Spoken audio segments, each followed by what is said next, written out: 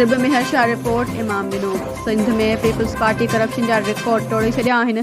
सिंध में यूरिया भाण जी हथ सां खोट पैदा करे आबादगारनि सां ज़ुल्म कयो पियो वञे।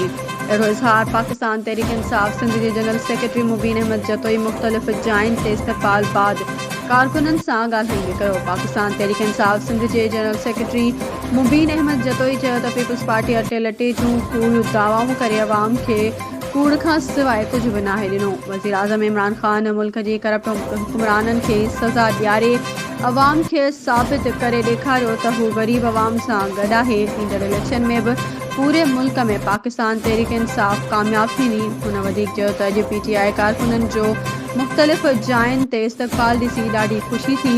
हर ज़िले में वञी पाकिस्तान तहरीक इंसाफ़ जे कारकुननि सां मुलाक़ातूं करे मसइला हल कंदासीं। उन मौक़े ते हाजी मुबारक अली जतोई अख्तर हुसैन नारे जो इमाम ॾिनो।